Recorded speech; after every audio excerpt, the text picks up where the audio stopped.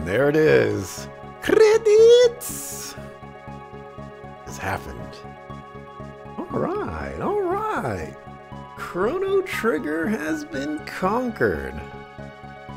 Heck yeah. This was a fun game. This was definitely a fun game. Look at that. Look at that. 2 composers. Quite top tier, you know what I'm saying? Quite top tier.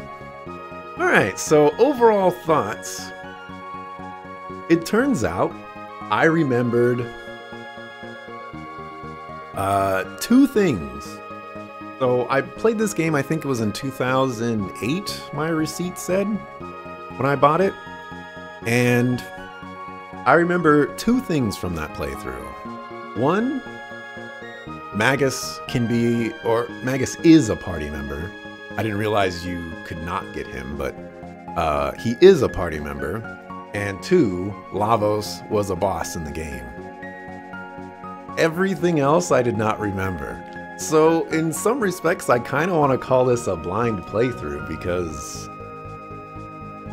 I mean, it's technically not a blind playthrough, but like my experience was very blind playthrough-esque. And I wasn't expecting that. I was expecting to remember all kinds of things. So that's kind of cool, at least for me. I enjoy that. All right, Magus. Suckle food. Didn't even say goodbye. Let's see. So yeah, I like the game a lot. I think it's pretty good. You know, there's quite a lot of fantastic moments in the game. There's quite a few aspects of it that I see why people have this game so high up on their list, if not at the top of the list. You know, it's a fantastic game, and then you consider it came out in 1995 or something like that, and then things just get crazy because this game does a lot of really cool things that are revolutionary for that time period. So, mad props to Chrono Trigger. For story, was it satisfying?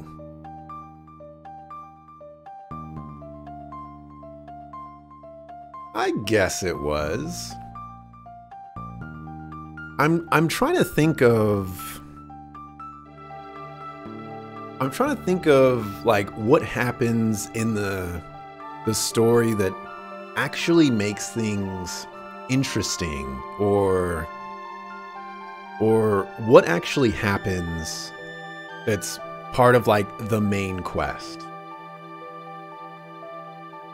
And I think all the things related to Lavos are pretty light in terms of story. There's not a whole lot there. However, Zeal does offer a lot of really nice additions to kind of like the Lavos mythos, I guess. The Zeal portion was actually a fantastic addition in this game. But was the story satisfying? I don't know. I don't know. I want to say yes, so I guess I'll say yes. Story was satisfying. Did it feel complete? Yeah. I would say it felt complete. I don't think there's anything lingering. You know, seems like the world is happy. You know, Lavos is dead. And it doesn't seem like there was any repercussions that I needed to worry about, so there's that. How was the pacing? I think the game has a very interesting way of structuring the story and how it's presented. And I was kind of going through, I didn't get to finish this, but I was going through kind of like every chapter of the game and what that chapter is doing. And so like you start off in the present, you know, you're Chrono, you're a kid that doesn't talk, and you get lost in the Middle Ages by jumping through a portal that was created by this machine. And you learn about this evil fiend lord guy. And after that, you get lost in the future, and you learn that the future is destroyed. And then you return to the Middle Ages, and you find out more about the fiend lord, and you find out about Lavos. And then you go to prehistory, and then you do shenanigans that don't really matter. And then you go to the Middle Ages again, and you're like, we're gonna fight the fiend lord, we're gonna stop him. And then you get lost in prehistory again, and you learn more about Lavos and the Reptites and things like that. And then you get lost in antiquity, and then you learn about Zeal and how they're harnessing the power of Lavos. You know, craziness. And then you get sent to prehistory again, and then you go to the future, and then you get the epoch, and then you can go wherever. And all of that is to say, the actual narrative of the game is probably not as smooth as it looks. Like the sequencing of events flows really well, but the actual progression of relevant narrative probably doesn't flow as well. And that's just something that I noticed, like especially moments where we're doing miscellaneous tasks and things like that. It does feel like in-betweens rather than, you know, I'm trying to find the next thing that's important to progress the main story. It's like we take a small detour and we're progressing something else that's eventually going to get us to the same outcome as if there was a path to go there, but you know, it's longer and there's diagonals all over the place and turns and stuff and airplanes flying over. But I thought that was interesting because I think some things probably could have been cut, and I think the story could have paced itself a little nicer, I suppose. It was still nice though. Thoughts on the story? I don't have much written here because, again, Code Watch 2021 taken over. But after visiting the Gate Hub area with the old man, he said, "Why not pay a visit back to your own era? I got stuck here and by chance found out how to progress by going through the festival gate. And the only reason I did that was because it was the closest gate to me at the time." So potentially I could have been stuck at that point for a ridiculously long time, because after visiting the old man, you only have, I think, 3 little portal things to go into. And those portal things just send me back to places I've already been. And I went to every single era, I think twice, maybe even 3 times. And I talked to everybody. And it was getting me nowhere. And eventually I was just like, all right, well, you know, I'm in the present day and I'm close to the fair because I just talked to all the people in the town right below it. I guess I'll just go up and take this gate at the fair. And I go into it, I show up in the end of time, and lo and behold, there's a new little light portal to go into. And I wish it was a little more... I wish it wasn't like that. You could get stuck there forever, theoretically, you know, stuff. And then, upon acquiring the broken Masamune and needing the hilt, how are you supposed to find Frog's house in the cursed woods? The bush at the end shakes, but there is only one time where a bush shakes prior to that moment, and it does not teach you to go behind the bush and climb down it. I got very lucky discovering this. Extremely lucky discovering this. I think this is another moment where I'm trying to move on with the story, and I can't. And I think you could make the argument of, well, you know, you go forward and, you know, you interact with the bush because that's what happened with the previous bush. But I tested that out and it doesn't work. So that's another moment where I wish you could just walk in from the front, you know? That would have fixed everything. But anyways, those are really my only moments that I found where I felt like I could get stuck via progression. And I'm okay with that, I suppose. Chrono dying is a surprising development from a narrative standpoint.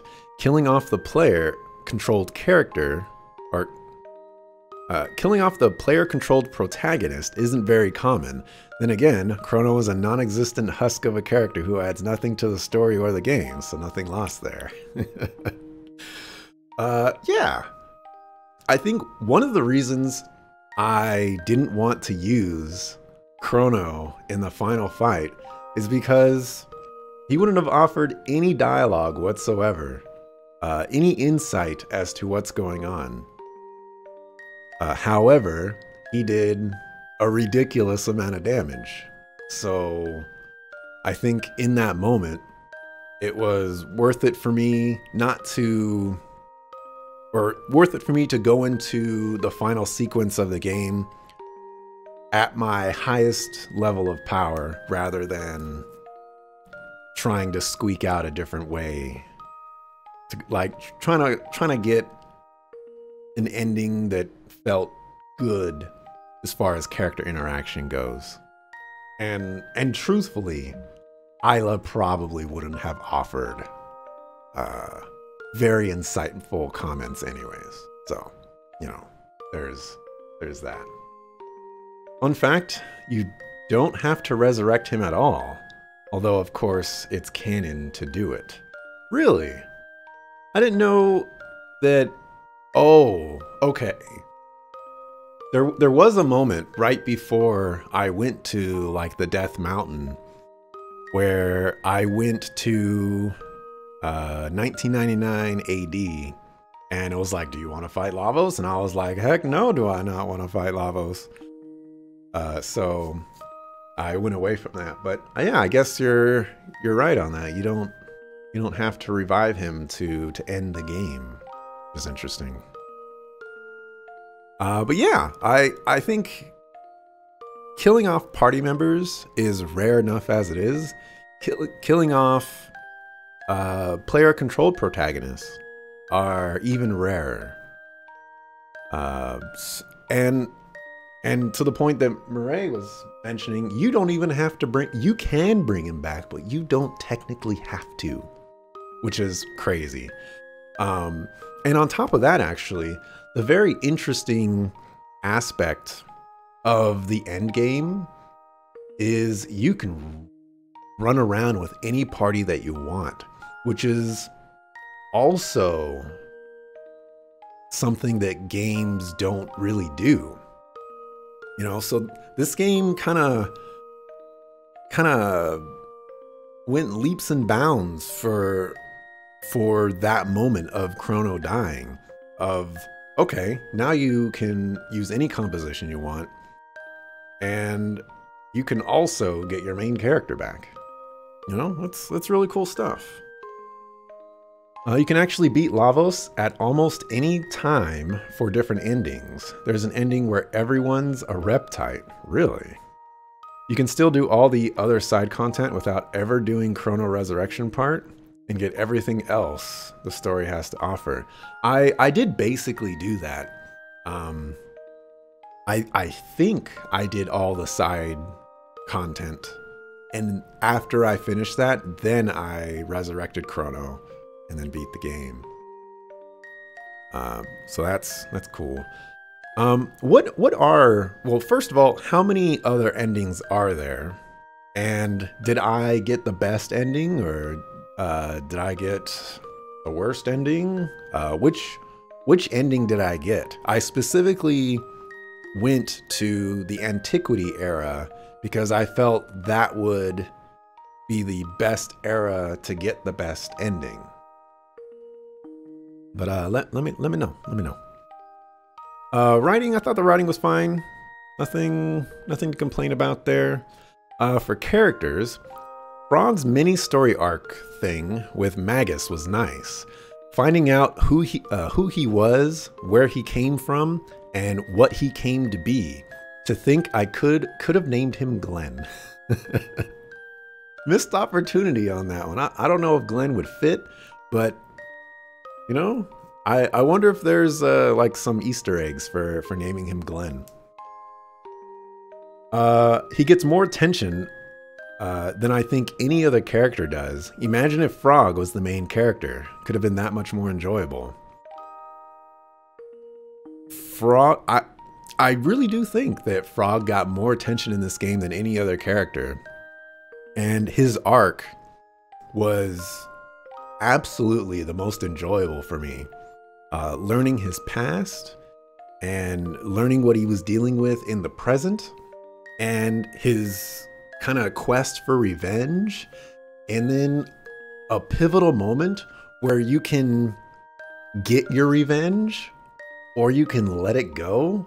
It's such a fantastic progression of events for that character, and oh, it would have just felt that much more awesome if he was the main character. We could pretend he was the main character, I suppose. You know, I think we can do that. Let's see. Getting Magus as a party member is insanely cool. How you get him is also pretty cool. The story reasons for why he becomes a party member need a lot of fleshing out. Getting Magus is amazing. That moment of Frog being like, I'm gonna take you down, or all right, you know, I won't go for revenge. I'll let it go. Incredible moment. I love it a lot. But then Magus is like, you know what? I'll go with you guys. Makes no sense. Not any bit of sense whatsoever. Right then and there needed to be like a powwow, you know? Like, all right, look, this guy, he's a really bad guy. You know, he's got some problems. We need to get some opinions here, you know. Nadia, how do you feel about it? Robo, where you at? Luca, you know, hello, Frog. You know, this guy's your mortal enemy here. How you feeling about this? Didn't get any of that. Very disappointed. You did a brief search. Looks like 13 separate endings and a bunch of variations on good endings depending on what you do. You did get the best ending, you think. Hey. A lot of people like to call the relevant characters Nadia, R-66Y, Janice, and Glenn. There we go. There we go. Let's move on to gameplay mechanics and design. Some gameplay elements that stand out. Weapon sprites changing with new weapons is super cool, even if it's pretty subtle. I did notice this. It took me a while to notice this. But, you know, like if you pay attention to Chrono's weapons and things like that, they change a little bit. The colors change, and, you know, that's neat. I always enjoy when games do that. I know it's a pain in the butt for like pixel games and things like that, or pixel art games rather. But I appreciate it a lot, and I hope that if you're gonna make a pixel art game, that you implement that into whatever weapon swapping mechanics that you have, because I love seeing it. One of my favorite things when it comes to sprites and things like that. After having it mentioned in chat and then experiencing the Tyranno layer, the forced encounters are definitely obnoxious. It's arguably worse than random encounters for me. I know this is probably going to be a hot take, but I'm okay with random encounters. But what I'm not okay is kind of like, well, not okay is kind of making it out to be more serious than it is, but it bothers me that the game, I feel like the game is pushing a narrative of, hey, we don't have random encounters. Isn't that wonderful? By not having random encounters. You know, you go through the effort of not having them, and you go through the effort of showing them on the screen. So you would think that is the only mode of encounter types that there would be. And I think that's great. But when you add that second addition of, yeah, we have encounters on the map, but we also have encounters that you're required to do all the time. In some instances, required fights that refresh when you re-enter the area. Those are not very enjoyable. They do everything that random encounters do. They slow down the game. They feel like padding, you know, they're just problematic. And I would like to see those gone. Not a fan of those. Let's see, I have written down here, the idea that they did away with random encounters in favor of optional ones only to add forced fights doesn't make any sense to me. It makes it worse as well, because many forced fights reappear when you enter areas. For many areas, it might as well be random encounters, and it would make no difference. The game should have picked a side and stuck with it. And blah. The amount of bosses in the game where you need to, quote, find the puzzle solution is quite high. I'm trying to think of how many bosses in this game are the clinical term of tank and spank. You know, like all you're doing is damage to the boss and all the boss is doing is damage to you. And I think those are extremely few and far between. There might be like less than 5 bosses, less than 3 bosses maybe. And there's a lot of bosses in this game that are just deal damage, take damage. I think it's cool to have puzzle bosses. I don't think it's cool to have puzzle bosses for every boss. Because you get into scenarios like I did in the end, where instead of, I mean, this doesn't necessarily have to be a negative, but this is just how I'm framing it.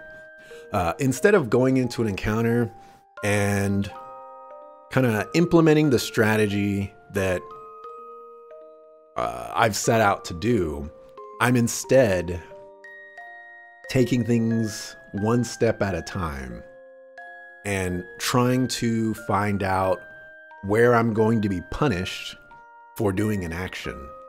And like I said, that doesn't necessarily have to be a bad thing, I suppose. Puzzle bosses in of themselves are not a bad thing.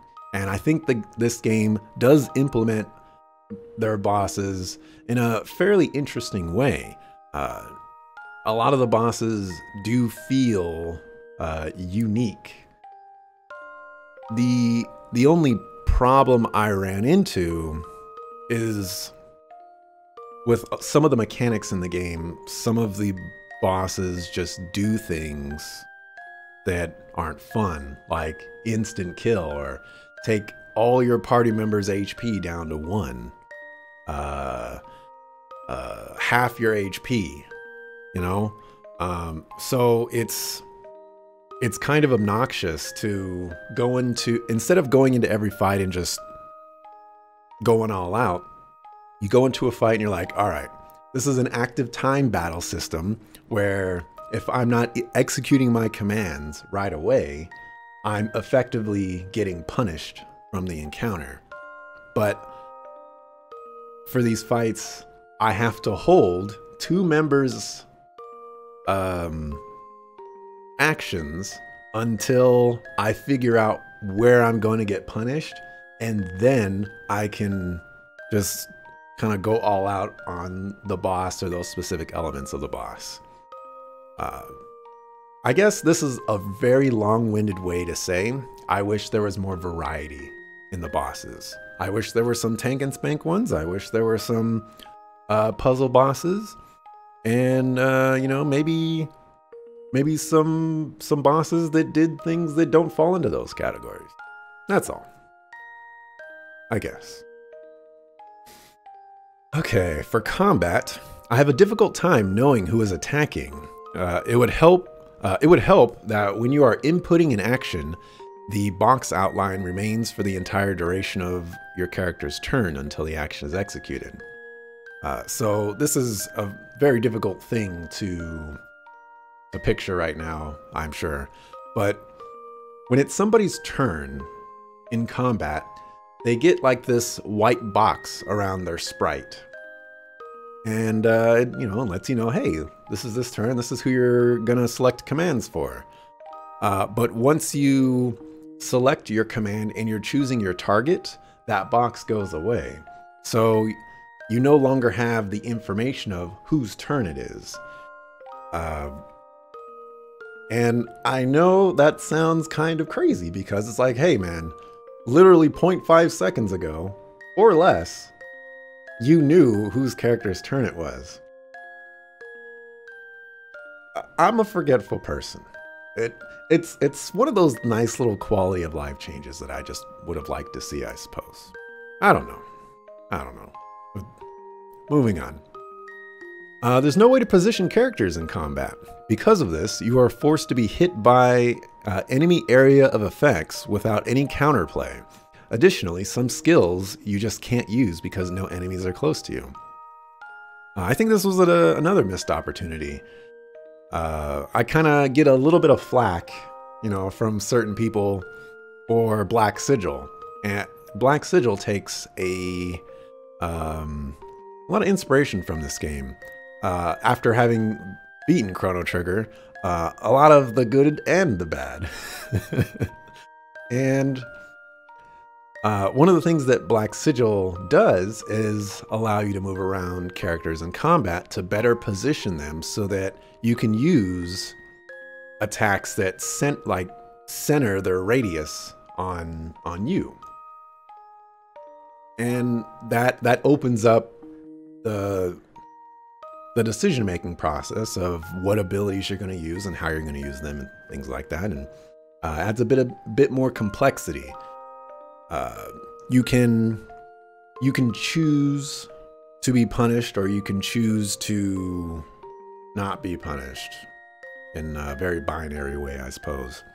But this game just basically punishes you. You know, if the fight layout or your order of characters is not beneficial at the start of that encounter, then you might just lose it. And it's not something you can control, and it could be something you can control, and it should be something you can control. With that said, though, I'm actually a fan of, you know, active time battle systems. I think they work pretty nicely. There is a little bit of panic to them, where it's, you know, especially at the end there, people are getting their turns pretty quickly after, you know, using all them speed capsules. So, you know, you gotta input those commands kind of quick, because the more time you're spending inputting commands is the more DPS lost. And some of the bosses in this game, they move pretty quick. Characters like Luca and Marley change their attack animations if an enemy is close to them. Super cool. This was super cool. I'm not sure I've played a game that does this. Very unique thing, and I appreciate it a lot. For dungeons, I don't think I had any favorite dungeons. I don't think any of them were particularly annoying. And on top of that, I don't recall any dungeons in this game that I would say have issues with practical dungeon design. You could say Tyranno Lair has that with, you know, buttons to open up doors being all the way over there, but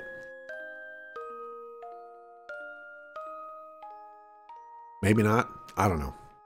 Anyways, for cardinal sins, also known as, you know, things the game does that are on the highest of tiers for me of things that I don't like. Silent protagonist. I've mentioned several times already that I'm not a fan of silent protagonist, and I've poked fun and made fun of the inclusion of a silent protagonist in Chrono Trigger many times. For me, silent protagonists are, or the more and more I experience silent protagonists in any game, the more I feel like they're a waste of space. They don't offer anything to me. It's just like an empty vessel that I'm just controlling.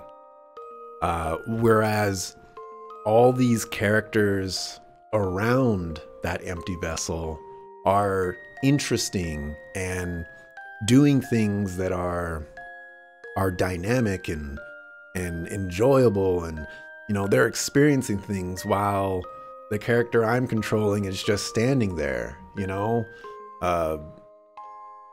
not even like a head nod in some situations, or like a yes pose.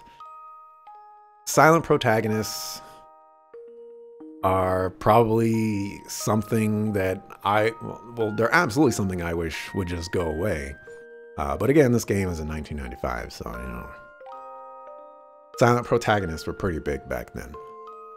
But give me a Chrono that has dialogue and interacts with his party members and actually reacts to the situations that are happening to him. You know, if he showed up again after dying and, you know, Frog and Luca and Nadia and Magus were standing over him, you know, and he just looks up and he's like, yo, you guys realize Magus is right there, right? Like, I'm about to stab him in the gut if you don't tell me what's gonna happen. You know, this is like, stuff like that really makes me wish that silent protagonists were just eliminated completely. Anyways, moving on. Forcing the player to use certain party members. This was not as egregious as it sounds. For the most part, you're just being forced to use Chrono, but the game actually even eliminates that restriction towards the end. And for the most part, this only happens during specific sequences that are like side content. So I think you could probably give this game a pass on that, but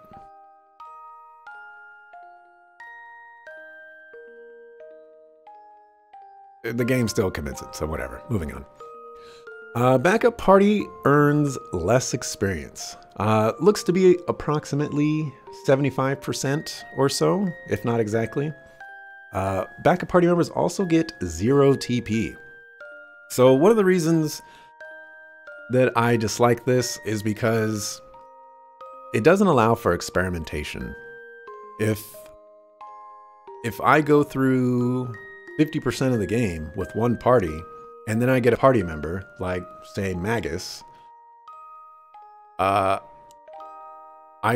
want to potentially try out that party member. But if I do that, then the person that I swap out doesn't get TP, they get less experience. It's basically punishing me for wanting to try out the new options that the game is giving me. I always feel that games should not punish the player for the options that, or the party options that the game is giving. I should be able to choose my party composition in any which way I feel is necessary for me at the time. Um, there, I can just imagine that towards the end there, where I was trying to figure out which party members I wanted to use, if Nadia had gotten TP and full experience that entire game, maybe she would have had the tools that I wanted for the final battle instead of Magus. Maybe even Luca at the same point there. You know, I would have had a better understanding of what I wanted to do because I had all the options available to me instead of having to go out and grind them and stuff. Let me see. I think that's all for Cardinal Sins. For miscellaneous, sound and music. Got some great music in this game. I'm gonna have to give the OST another listen because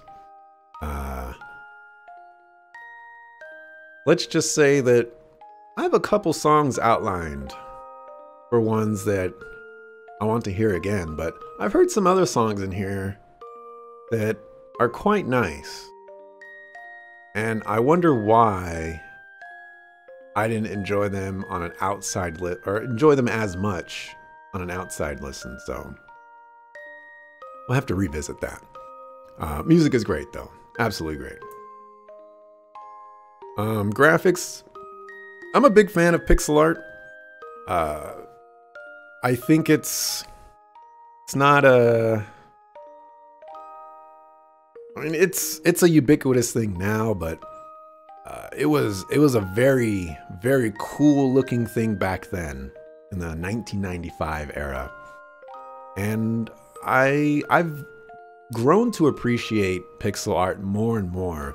And I think adding little bits of details and things like that to the animations kind of add a little bit of breadth and complexity to the art of itself. So I appreciated that quite a bit.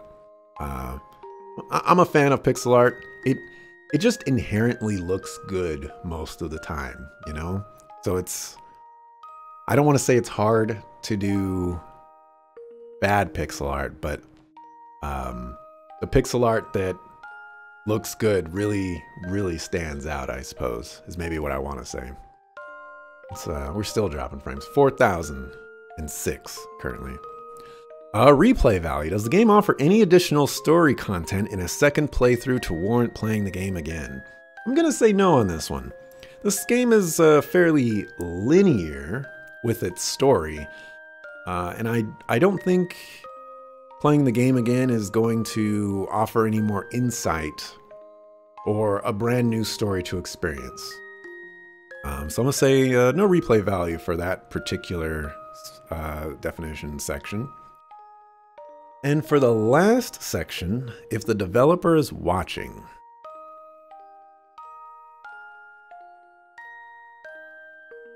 I'm actually quite pleased with the final outcome of the game. And I actually kind of understand a little bit why so many games want to replicate Chrono Trigger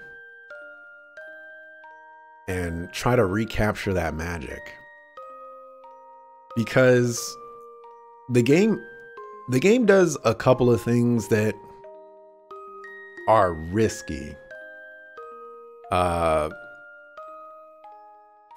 the thing that comes to mind first and foremost is time travel.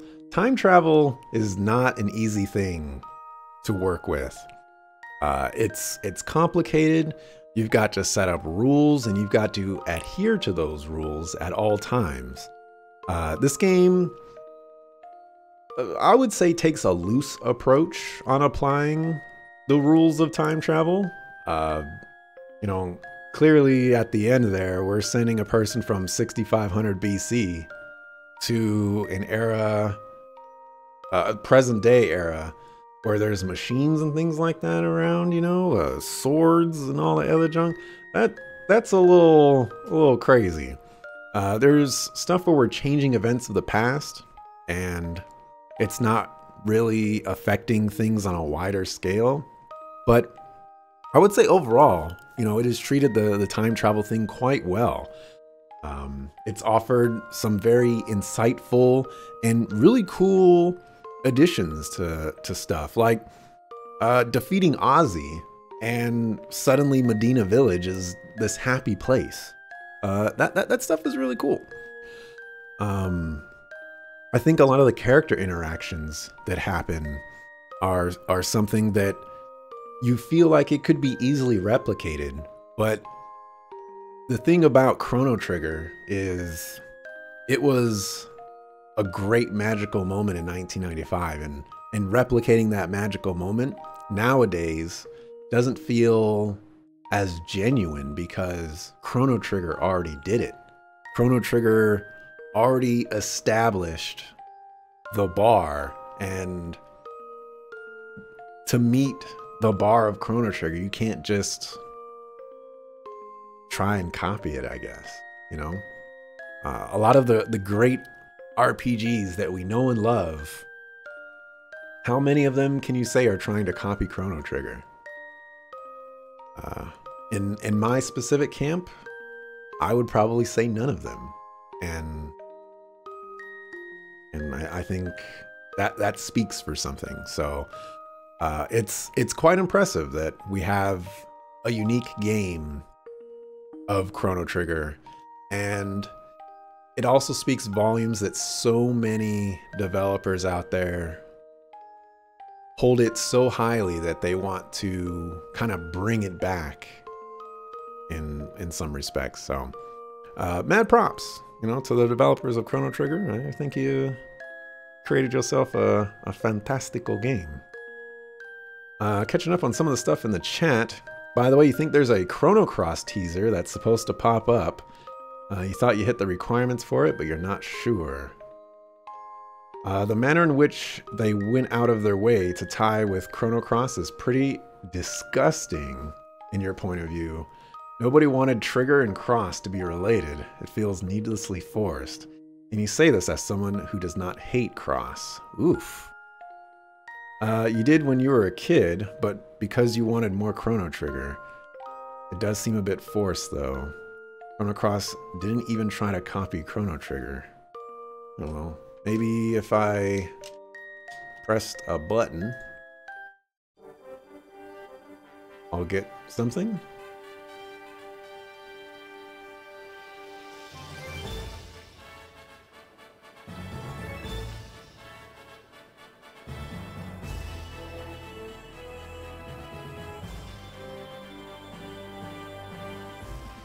So they do get married. Why would you marry her? Go back in time and marry Isla. Or something.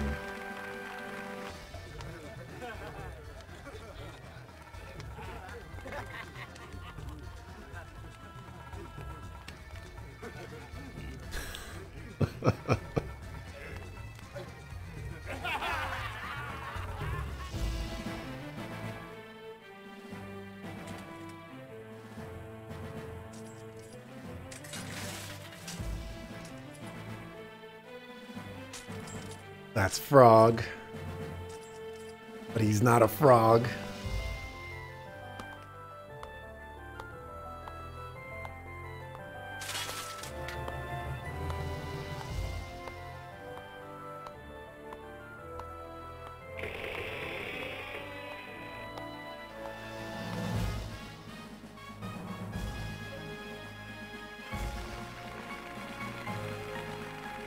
Honestly, Luca is the best waifu. Luca? I was gonna say Luca too. Like, yeah, sure, Marley's a princess and all this other stuff, but Isla's Isla, and Luca's pretty cool, Like, Marley's definitely at the bottom of the tier list when it comes to waifu material here.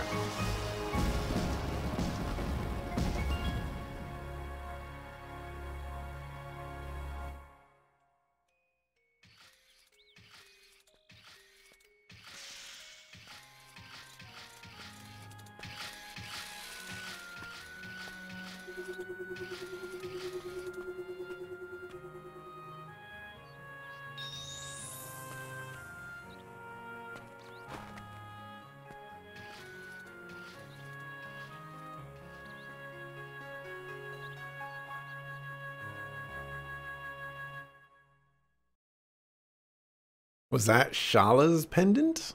Is that what I'm supposed to interpret from that? Oh, and then we go into more credits.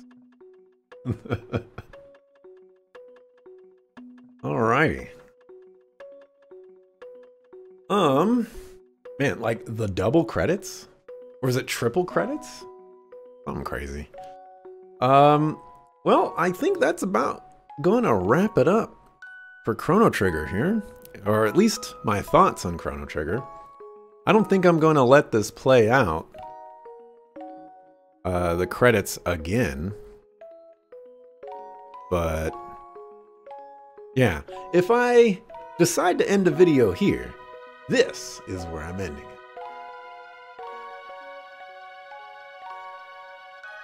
Mark that. Alright, I guess we'll let these credits roll and figure out what happens here. Oh no, what happened to Guardia in flames? I wish media would better treat the protagonist's childhood friend. They usually get shafted. Luca was done well, though. Yeah. Luca was pretty cool. Luca didn't get that much attention. I feel like the side quest for Luca was less impactful, or less time spent than everyone else. It also kind of came out of nowhere for me. That was fun. Well, thank you, Mireille, for stopping by, you know, helping me out a little bit, giving me a little bit of, you know, tips and information, as well as you as well as in studios. You know, I had a great time playing the Chrono Trigger. Glad to have finally played it on stream as well, because it's kind of felt like a long time coming. Some of these, quote, retro games need to play a few of them. Let's see.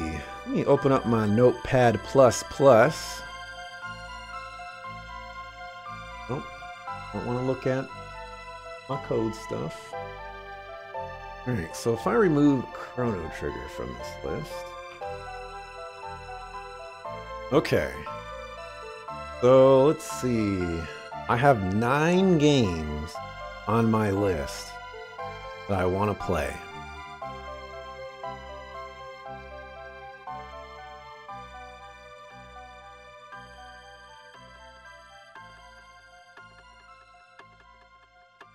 And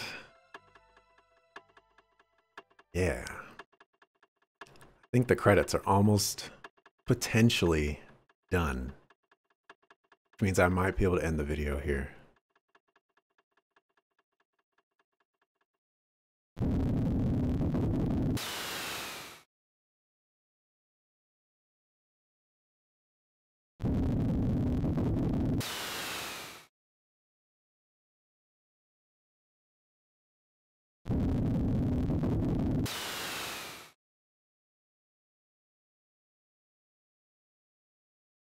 You've completed the game. You can now visit the Dimensional Vortex. Whatever that means. Ending number 1, Beyond Time.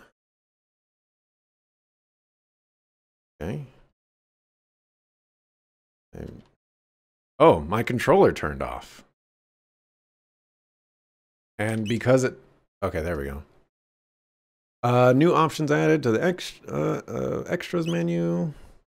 Yep, save completion. Didn't get to choose a slot.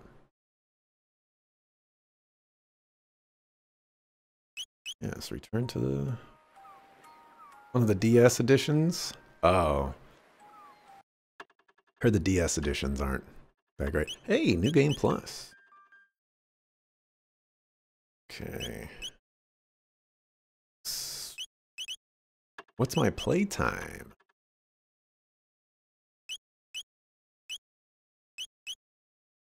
Just want to see if I can get my playtime.